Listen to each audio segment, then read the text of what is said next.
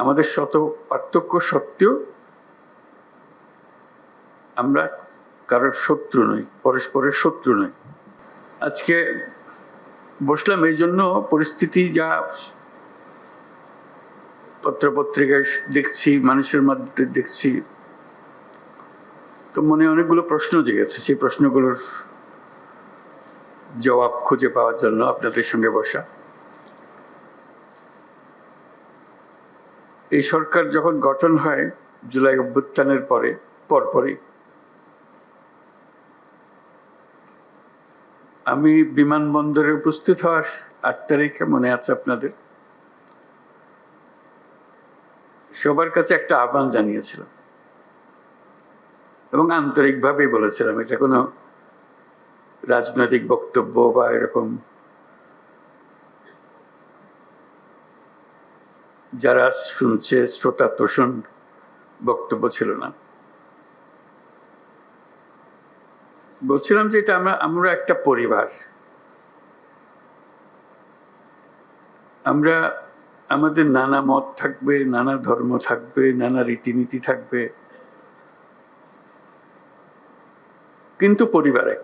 আমরা সবাই একই পরিবারের সদস্য, এটাতে জোর দিয়েছিলাম। আমাদের শত পার্থক্য সত্ত্বেও আমরা কারোর শত্রু নই, পরস্পরের শত্রু নই। আমরা এক জায়গাতে এক কাতারে ওইখানে চলে আসি যখন আমাদের জাতীয়তার প্রশ্ন আছে, আমাদের পরিচয়ের প্রশ্ন আছে। আমরা বাংলাদেশি, আমরা এক পরিবারের সদস্য। তারপরে যখন শপথ গ্রহণ করলাম,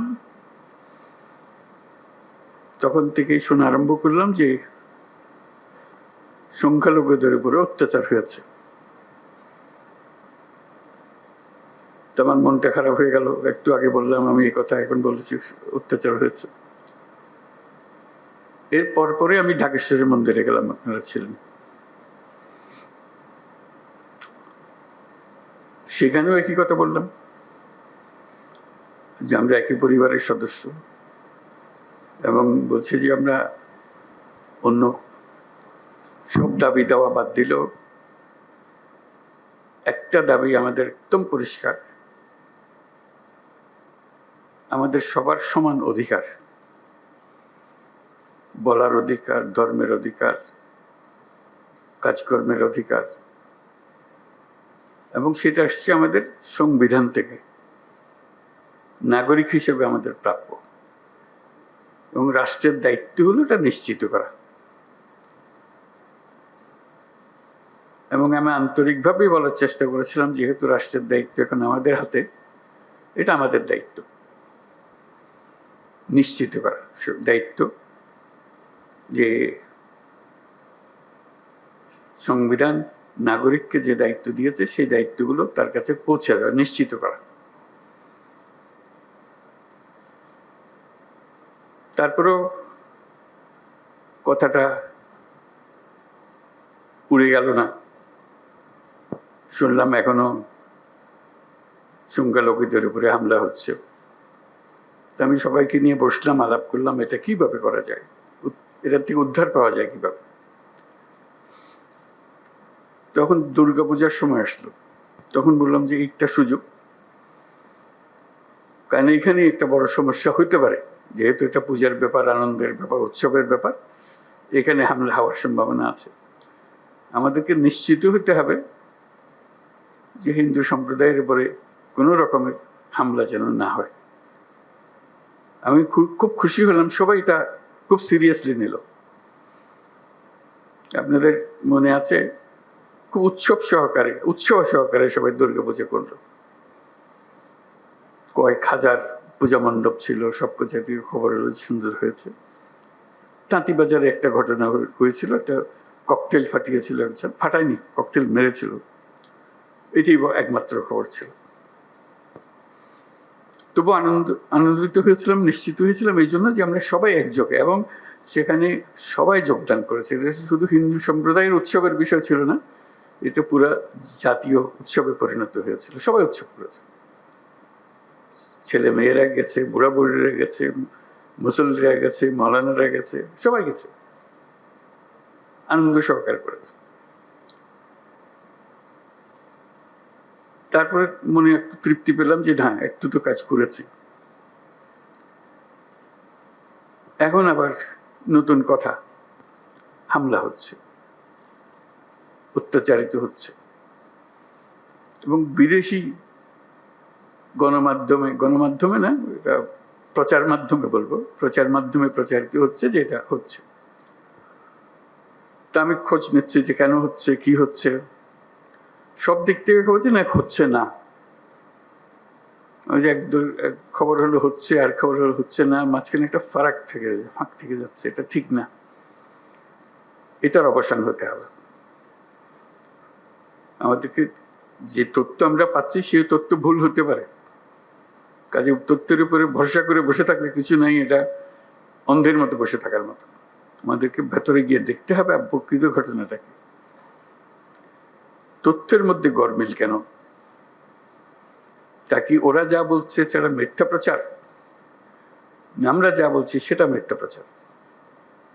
সত্যটা কোথায়? এই সত্য, প্রথম কথা হলো আমাদের লক্ষ্যের মধ্যে কোনো ফারাক নেই, কোনো গোলমাল নাই, এটা আপনাদেরকে নিশ্চিত করা। এবং তথ্যগুলো কিভাবে আমরা পাবো, ঘটনা ঘটছে সেটা আমাদের জানা। প্রকৃত তথ্য, অনেক সময় সরকারি তথ্যের উপরে ভরসা করা যায় না। কর্তা যা চায় সেভাবেই বলে দেয়, আসলটা মন খুলে বলতে চায় না, তো যেহেতু কর্তা নারাজ হবে তাতে। আমরা আসল খবরটা জানতে চাই, কিভাবে জানতে চাই, এবং সেই প্রক্রিয়াটা প্রতিষ্ঠিত করতে চাই। এটা শুধু আজকের 2 দিনের গোলমালের কারণে একটু চঞ্চল হয়ে কথা বলছি তা না। প্রকৃত পক্ষে এটা স্টাবলিশ করতে চাই যে ঘটনা ঘটতে পারে। এটা এত বড় একটা দেশের মধ্যে কত রকমের কাণ্ড, তার মধ্যে একটা কাণ্ড হয়ে গেছে, হয়ে গেলে তাৎক্ষণিকভাবে যেন খবরটা পাওয়া যায় এবং সেটা সমাধান করা যায়। যে দিক থেকে দোষী তাকে বিচারের আওতায় আনতে হবে, এটাই হলো সরকারের দায়িত্ব। প্রথম কথা হলো যেটা না হওয়াটা, পরিবেশ সৃষ্টি করা, একটা যদি হয়ে যায় তাকে তাৎক্ষণিকভাবে সেটার প্রতিকারের ব্যবস্থা করা, এটাই হলো বিষয়। আমি যা বলছি আমার মনে হয় বাংলাদেশের বেশিরভাগ মানুষ তাই মনে করে, এভাবে হওয়া উচিত। যে আমরা যেহেতু এক পরিবারের মানুষ, কাজে এক পরিবারের মানুষ হিসেবে আমাদের সামগ্রিক দায়িত্বটা যেন আমরা পালন করতে পারি, সেই পারিবারিক দায়িত্বটা আমরা যেন সম্পন্ন করতে পারি। সেখানে তথ্যটা হলো বড় বিষয়, এবং প্রতিকার। একটা হলো তথ্য, আর একটা হলো প্রতিকার। আমি পেলাম তথ্য, প্রতিকার পাচ্ছে না, এটা সমাধান করতে হবে। সমস্যা হয়ে গেলে সেটা সমাধান করতে হবে। সেই সমাধানটা আমরা কিভাবে করবো? আজকের আলোচনা এটা খোলাখুলি আলোচনা, সবাই আলাপ করবো। আমাদের লক্ষ্যের মধ্যে কোনো গোলমাল নেই। এখন এই তথ্য প্রবাহটা কিভাবে হবে, দোষীকে কিভাবে ধরতে হবে, যাতে করে অন্যরা মেসেজটা পেয়ে যায় যে এখানে গোলমাল করে সুবিধা হবে না, বিপদে পড়বে। তার পরিবার জেনে যায়, তার প্রতিবেশী জেনে যায় যে সে ধরা পড়ছে, এবং ভবিষ্যতে কেউ উৎসাহিত না হবে। এরকম এক বাংলাদেশ আমরা করতে চেয়েছি, সেটার নামেই আমরা নতুন বাংলাদেশ বলেছি, এবং আমরা এটাতে বিশ্বাস করি। এটা শুধু কথা দিয়ে আপনাদেরকে সন্তুষ্ট করে আজকের মতো বিদায় নিলাম, ওরকম না। এটা করতে হবে এবং দ্রুত করতে হবে। এটা ভবিষ্যতে একদিন হবে, এটা কথা বলে লাভ নেই। ভবিষ্যৎ তো আর আমরা কোনদিন দেখবো না, আমরা বর্তমানের মধ্যে আছি, বর্তমানেই করে যেতে হবে যা কিছু। কাজেই সেটি আপনাদের কাছে আরজ যে খোলাখুলিভাবে আলাপ করবেন বিষয়টা, এবং এই তথ্যটা কিভাবে পাবো, কিভাবে সংগ্রহ করব, কিভাবে নিরাপদে সংগ্রহ করব, যে তথ্য দিচ্ছে সে আবার বিপদে পড়ে না যায়, মুশকিল তো, ওইটাও নিশ্চিত করা।